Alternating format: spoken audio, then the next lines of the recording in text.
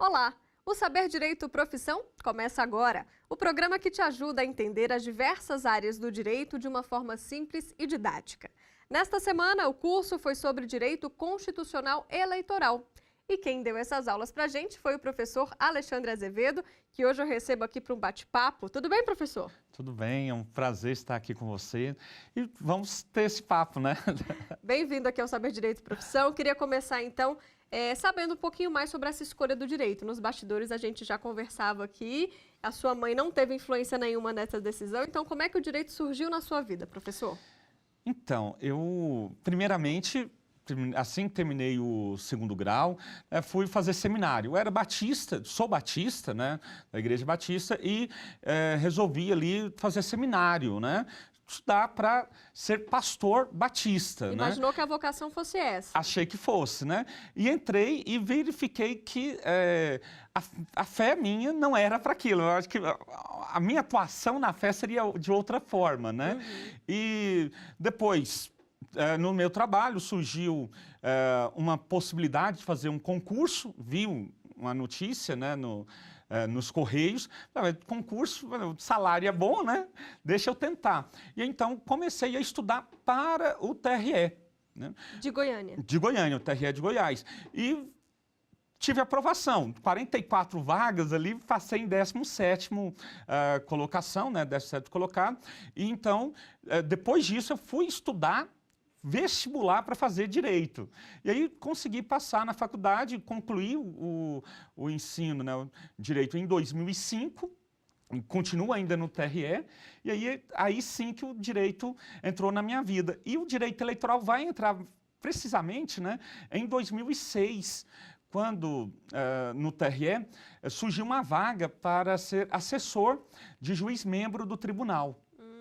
Bacana. Então o caminho foi inverso, né, professor? Você fez um concurso para depois cursar direito. A gente vê aqui vários professores, inclusive alunos também que se espelham naquele modelo mais padrão, né, de fazer o curso de direito, se preparar, ter uma boa base para fazer um concurso. Mas isso não te impediu de passar num concurso. Legal esse exemplo. Não impediu. É a questão, eu sempre falo que também sou professor, né, em faculdades, em cursos preparatórios, né, e eu sempre falo para meus alunos, o grande limitador nosso somos nós mesmos, né? Naquilo que, a partir do momento que eu sonho, que eu quero algo e corro para isso, né? Para conseguir, não é só sonhar, né? Sonhar é o primeiro passo, né? Mas tem que ralar, né? Estudar, ter afinco. E aí eu consegui passar. Evidente que é um pouco raro, é diferente, né? Com o segundo grau apenas, consegui passar, embora seja o cargo de segundo grau, mas a concorrência ali era feroz. Várias pessoas que passaram antes e depois de mim já ou estavam estudando direito ou já eram formadas, né? E eu passei ali meio de intruso, né? Uhum. Que bom, mas é mérito seu, né? Mérito do seu esforço, do seu estudo. Professor, e falando disso, você comentou que até hoje está no TRE e que fez carreira ali dentro. E é legal a gente explicar isso também, né? Porque não é porque é um concurso de nível médio que você não consegue crescer dentro do órgão. Como é que foi essa caminhada lá dentro? Assim que eu passei, demorou um pouco para tomar posse, né? Eles convocaram, até hoje eu me lembro disso que marcou demais na minha vida, convocaram 11. Eu era o 17º. Convocaram só 11. Entre esse cara, o 17º e o 11º, uma questão só separou. Uhum. E, enfim, demorou algum tempo até que eu fui convocado. Quando fui convocado, me colocaram no setor de almoxarifado. Uhum. Não tinha curso jurídico, né? Era só segundo grau. Minha única experiência anterior era office boy, né? Foi contínuo, né, o nome, propriamente, e me colocaram lá no setor de almoxarifado. Fiquei lá até quase perto de me formar. E aí, quando estava quase me formando, surgiu uma vaga para a unidade de controle interno do tribunal. E aí, gostaram da minha redação, gostaram de alguma coisa, me convidaram para lá, fui. Logo em seguida, uma amiga minha precisava de uma pesquisa de jurisprudência, falou um tema. Sabe quando a pessoa está conversando com você, fala um tema, precisa tanto achar alguma coisa nesse sentido? Eu fiz como amigo, fui lá, pesquisei, olha, está aqui. Já acenderam, pô, né? Conseguiu achar algo que a gente já estava procurando há algum tempo, surgiu a vaga nos gabinetes dos juízes membros do TRE e me convidaram, né, para ir para lá. E aí, disso eu estou já desde 2006. Então, já agora quase 13 anos. Professor, e nesse meio tempo eu vi que você não parou de estudar, né? Especialista em Direito Público, mestre em Direito, Relações Internacionais e Desenvolvimento. Não parou o estudo? Não para. Estudo, a gente fala sempre, né? Inclusive tem uma das leis, um dos mandamentos do advogado, que serve para todos os operadores do direito, é não pare de estudar. Estude, né? E o direito é dinâmico, e por ser dinâmico nós precisamos estudar. E é algo que eu gosto particularmente, né? Então, fui me preparar para ser professor. Eu fui ser professor hoje. A graduação mínima que precisa ter é uma especialização, né? Fiz a minha especialização e também quis fazer o mestrado. Fiz, né, também, né, um mestrado, embora seja Direito, Relações Internacionais e Desenvolvimento, mas com orientação em Direito Eleitoral. E aí o Direito Eleitoral comparado. Eu comparei o modelo de justiça eleitoral que nós temos no Brasil com o modelo da Argentina, que é um país próximo de nós, até mesmo é uma federação, tal como a nossa, né? Tem uma legislação eleitoral também, eleições democráticas, e aí eu quis saber como que funcionava, né, esse sistema, até para mostrar que, de vez em quando falam que a justiça eleitoral só tem no Brasil, né? É quase uma jabuticaba. Eu falei, será que é verdade?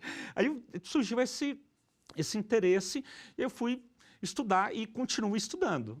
Professor, e nesse estudo aí do direito comparado, o que ficou claro, assim, as principais diferenças entre o direito eleitoral aqui e lá da Argentina?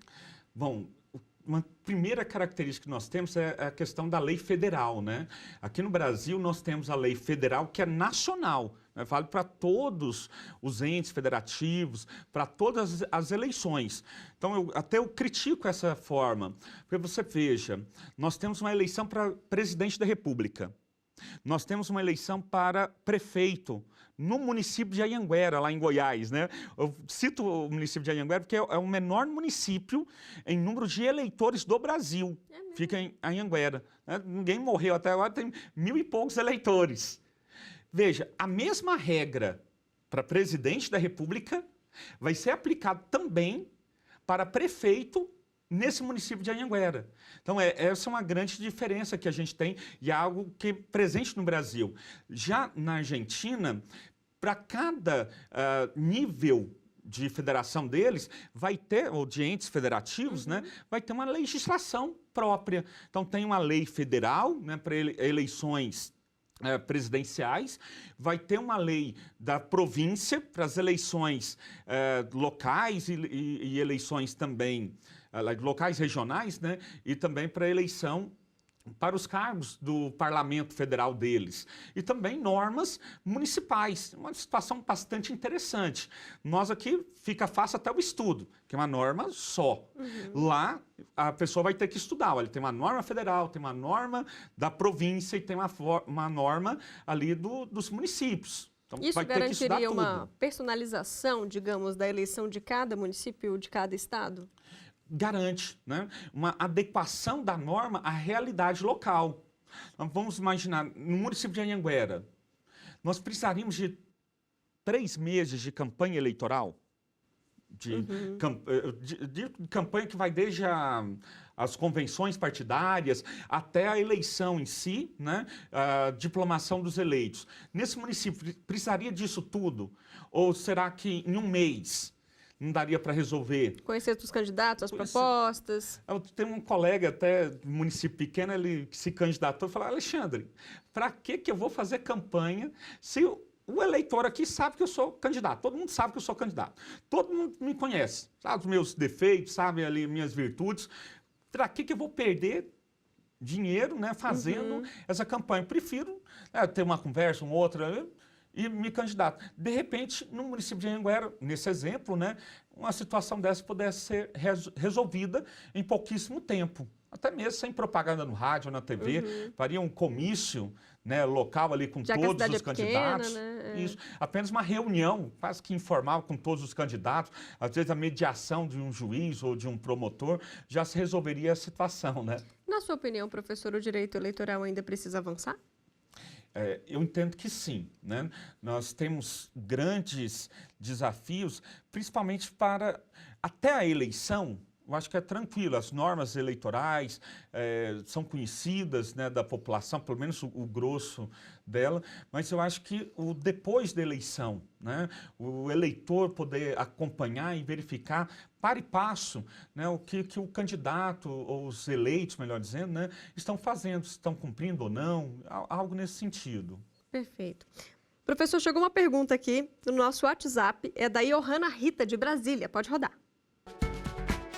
Professor, neste momento profissional da sua vida, qual é o seu maior objetivo? Nossa, pergunta interessante, né?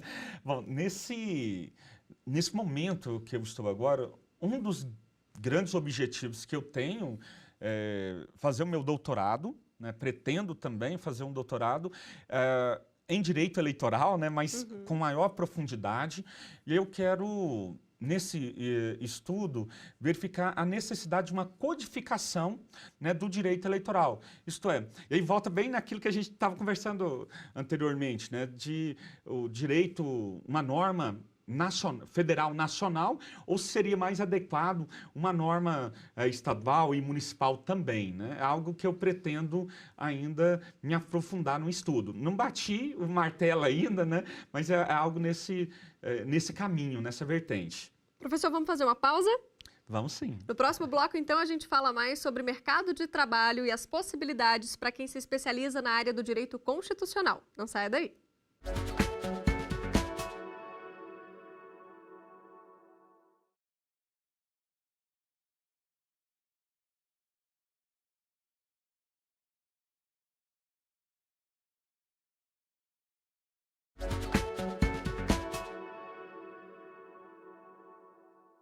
Estamos de volta hoje aqui com o professor Alexandre Azevedo e neste segundo bloco do programa a gente fala um pouco mais sobre mercado de trabalho. Professor, a gente já comentou no primeiro bloco aonde que você trabalha, que é no tribunal, que é uma das possibilidades para quem se especializa nessa área, né? Sim, o direito, ele abre um leque de opções, né? Parece clichê, mas é verdade, né? Ele permite, nas suas várias áreas, né, nos seus vários ramos do direito constitucional, penal e etc., então ele acaba possibilitando que o estudante ou o operador se especialize naquilo que tenha, né, a sua maior vocação, né? Então, no caso de direito constitucional, ele pode ser um advogado constitucionalista, aí ele se alia ali no direito constitucional com o direito administrativo, né, com o direito público. Então, é uma área muito grande, muito abrangente mesmo, não é mentira, né? Não é conversa de pescador, é porque é muito amplo mesmo. E aí, o primeiro que a gente pode colocar é ser o advogado, né? Então, nessas grandes áreas de atuação do direito constitucional. Além disso, praticamente todos os concursos públicos têm essa matéria, essa disciplina direito constitucional, com raríssimas exceções, né? Mas, salvo alguma coisa bem na área médica, então não vai ter direito constitucional mesmo. Agora, outros concursos sempre têm pelo menos algumas questõezinhas ali, né, de direito constitucional. E lembrando só que, se for para uma carreira acadêmica, a especialização é fundamental, né?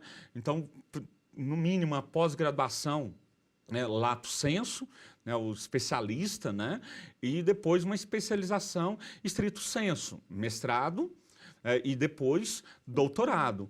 Tem alguns que já preferem ir para o mestrado, ou mesmo doutorado de vez, né? Já vai direto, né? Não tem, não é escada, né? Mas a pessoa requer já pode... uma maturidade também até para escrever, né? Na leitura, na compreensão, não é tão fácil assim, né? Não é tão fácil. Escrever e saber o que quer, né? Então, no meu caso, eu fiz a pós-graduação, uma forma mais ampla, direito público, então escrevi de forma geral. Quando fui para o mestrado, então já quis afunilar um conhecimento. E a partir disso, eu procuro o mestrado, o doutorado, para estar caminhando. E por que não, né? Depois o pós-doc. Também está aí uma opção. Uma opção. Professor, e nesse caso do direito constitucional eleitoral, que é um ramo específico dentro do direito constitucional, né? Existe um contencioso também? Existem advogados da área privada que trabalham nessa parte? Hoje, as faculdades já têm disciplinas optativas de direito eleitoral ou direito político. Não é obrigatório e algumas, ainda, né? Ainda não, em geral não. Mas algumas já têm obrigatório, já está na grade. E o exame da ordem está caminhando para que também tenha, né, questões de direito eleitoral para o exame. Então, a pessoa que vai fazer o exame agora vai ter que estudar. Isso por quê? Porque agora começa a ter necessidade de um candidato disputar a eleição, fazer tudo correto e não ter o risco de perder o mandato. Hoje, o grande risco, o grande medo de muitos candidatos é: se eu ganhar a eleição, eu vou concluir o mandato? Ou a Justiça Eleitoral vai cassar o meu mandato? Se eu ganhar a eleição, corro o risco de ser derrotado no tapetão, entre aspas, né? E ainda ficar inelegível por 8 anos. Então, tudo isso aí leva a que os operadores do direito tenham uma demanda grande de dar uma boa orientação para os seus clientes, né? E fazer com que ele ganhe a eleição e não perca o mandato por uma infringência, né, de alguma norma eleitoral. Então, o campo começa a ser bastante vasto. Nisso que eu falei, né, tanto do candidato, quanto do advogado, quanto do ser servidor da Justiça Eleitoral. Esse leque todo que se abre agora no direito eleitoral. Professor, e existem alguns estados mais propícios para esse aluno que quer investir no direito constitucional eleitoral? Olha, todos os estados, né, da federação, como tem eleição, vai ter a sua própria demanda, né? E eu costumo falar que quando é cidade, uma eleição municipal, quanto menor a cidade, melhor para advogar, porque eleição municipal, cidade pequena, dá trabalho, sabe? E normalmente não tem esse profissional especializado. Não tem. E aí acaba buscando esse profissional nos grandes centros, né? E vai advogar. Evidente, não dá para um advogado eleitoral viver apenas de 4 anos, né? Ele vai viver da eleição municipal, da eleição estadual. Então, nos estados que tenham muitos municípios, até melhor, porque aí com certeza vai ter uma maior demanda, né? Uma eleição municipal é praticamente impossível que uma banca de advogados atue em todo o estado. Não tem como. Vamos imaginar um estado que tenha mais de 200 municípios, quando é o estado de Goiás, né? Uma banca só não vai dar conta. Então, às vezes, há uma necessidade muito grande de bancas locais. E aí consegue-se também estabelecer e também atuar, né, nessa área sem maiores problemas. E o mercado de cursinhos, professor, também ainda é uma boa investir ou aquele boom dos concursos já passou? Olha, concurso público no Brasil sempre vai ter.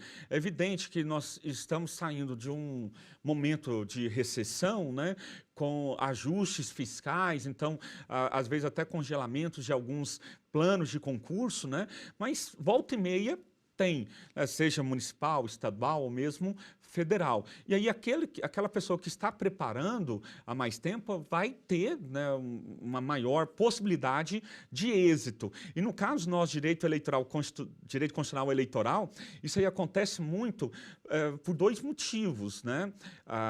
O CNJ e o CNMP colocaram nas suas regras para concurso público na magistratura e no Ministério Público, respectivamente, questões de direito eleitoral. Então, não apenas direito constitucional, mas vai ter também direito eleitoral. Então, é outra possibilidade maior de estudo, de engajamento, se quiser obter, né, um êxito nesses concursos. Tá certo. Professor, chegou mais uma pergunta para a gente pelo WhatsApp, dessa vez do Rafael. Vamos conferir. Professor, na sua opinião, qual livro ou filme todo estudante ou profissional de direito poderiam ler ou assistir para ter maior motivação em sua carreira? Os alunos sempre querem dicas, né? Vamos começar pelos livros, então? Ou pelo filme? Eu fico aqui na dúvida, porque eu gosto tanto, eu leio muitos livros, né? Gosto de literatura. Então, os livros de John Grisham são excelentes, né? Entre eles, Dossiê Pelicano, A Firma, todos esses viraram, né, o Culpado, não são tantos livros jurídicos que a gente tem dele, e então, olha, leia algum livro de John Grisham, vai ser fantástico, vai ser maravilhoso, não vai se arrepender jamais. Qualquer livro dele compensa, vale a pena. E filme? Eu sou cinéfilo, né? Então o filme ali é outro. As Sufragistas é muito bom. Uma série, né? Agora saiu recente, Olhos que Condenam, Os Olhos da Justiça, Muito outro bom filme esse. muito bom, fantástico. E alguns filmes, livros do John Grisham que também acabaram virando filmes, né? Então, esses aí. E tem um mais antigo, e esse eu recomendo, O Desafio da Lei, né? Sobre um julgamento da Suprema Corte norte-americana. Isso é bom que a gente vê a diferença, né, de decisões da Suprema Corte deles com a nossa, né? Às vezes o pessoal fala, não, que lá é rápido e tudo. Não é que lá é rápido, lá são poucos os julgados. E às vezes um julgado leva meses, só, porque não é como o nosso Supremo. Eu gosto da TV Justiça, então às vezes sintonizo lá, estou assistindo o julgamento do Supremo. Então está lá todo mundo falando, um ministro pede a parte, aquela coisa toda. No julgado norte-americano, a decisão é levada para o tribunal, né? As partes levam o seu caso ali para o tribunal ouve, escuta, faz pergunta para os advogados, que é algo que aqui geralmente, né, não faz, não é feito isso. Apenas recordo só uma vez, o ministro Joaquim Barbosa, que o advogado tinha terminado de fazer a sustentação oral, e o Joaquim Barbosa fez uma pergunta para ele. No direito norte-americano isso é comum. Né? Lá faz uma pergunta. O desafio da lei, então, vai mostrar como que é feito a tomada de decisão deles. Escutam, depois reúnem em separado e eles vão debatendo aquilo ali, o caso. Então é algo muito interessante. Não é rápido. Não é rápido também, não. Chega pouco, né? E um filme mais voltado agora para o direito eleitoral, né? A Recontagem, sobre a eleição norte-americana do ano de 2000. Teve um problema ali de contagem dos votos, né? Al Gore e o George W. Bush filho, né? Tiveram alguns problemas nessa contagem e pediram a recontagem do voto. E o filme conta esse bastidor. Conta esses bastidores. Tanto que uma reportagem do Bill Clinton, na época, né, perguntaram, e aí, como que está a situação? Olha, eu não sei quem é o presidente dos Estados Unidos. Eu só sei que tal dia eu saio. Porque, de fato, teve uma indefinição muito grande por conta de uma questão de contagem dos votos. E nesse quesito a gente sempre saiu na frente, né? Com essa questão das urnas eletrônicas, o Brasil realmente é exemplo, né, professor? Exemplo, né? E às vezes fala, por que Estados Unidos não tem? E aí, numa entrevista, né, a pessoa me perguntou, olha, os Estados Unidos não adotam. Eu falei, olha, não é bem assim. Os Estados Unidos, 11 estados norte-americanos usam uma urna eletrônica ou algo parecido com a nossa urna eletrônica. E aí o entrevistador logo, né, emendou, não, mas 11 é muito pouco. Mas é maior que 0. De nenhum para 11 já é alguma coisa. Mas, na sua opinião, professor, isso realmente é um avanço? Assim, o Brasil ser pioneiro nessa iniciativa, né, de urna eletrônica e ela chegar a todos os 4 cantos do país mesmo? A gente vê até em comunidades ribeirinhas as urnas atravessando por barco, né? É uma evolução, né? Quantos servidores da Justiça Eleitoral você já viu que faleceram na contagem dos votos? Agora, nós tivemos na Indonésia, né, eleição, na contagem de votos deles, na contagem dos votos, mais de 7 pessoas morreram contando os votos, mais de 200, né, ficaram doentes, de cansaço, extenuadas, por conta desse serviço. E nós temos, olha só, uma eleição confiável, rápido, embora o pessoal fale que não é auditável, ela é auditável, sim. Pessoalmente, eu defendo que não seria nenhum problema nós termos a urna eletrônica com o voto impresso, desde que, é evidente, resguardado o sigilo de voto dos eleitores, né? Mas eu pessoalmente não teria nenhum problema com relação a isso. Agora, se tiver uma denúncia, teve um hacker, é simples, qualquer aparelho eletrônico vai deixar rastro. A urna eletrônica é um computador. Se alguém alterar o resultado, vai ficar a prova ali, vai ficar o rastro. Às vezes a pessoa fala, mas na hora de enviar os dados para o TSE, é que tem um hacker, entra e lança altera o resultado. Olha, a urna eletrônica, o mesário, né, está ali trabalhando, recebendo os votos dos eleitores, 5 horas da tarde, local, é hora dele encerrar. Ele encerra e naquela hora que ele encerra, ele emite um boletim de urna. Esse boletim de urna é distribuído para qualquer fiscal de partido político, qualquer eleitor que estiver lá, fala, eu quero um boletim de urna. Nesse boletim de urna vai ter o extrato, né, para assim dizer, o resumo de votação, dizendo quantos votos cada candidato teve ali. Pegou isso, vai fazer qualquer alteração depois. Está ali gravado já o documento, né, dos votos que aquela urna teve. Então, alterar depois é lenda urbana. Tá certo. Professor, nosso tempo chega ao fim. Eu agradeço aqui pelo bate-papo. Muito obrigada. Eu que agradeço, me coloco à disposição de vocês, né, do TV Justiça, do programa Saber Direito. Para mim foi um prazer estar com vocês toda essa semana. Prazer é todo nosso. Volte mais vezes. Bom, e você de casa pode continuar com a gente pela internet. Acesse tvjustiça.jus.br e não esqueça do nosso canal do YouTube, TV Justiça Oficial. Muito obrigada pela sua companhia. Te vejo na semana que vem. Tchau.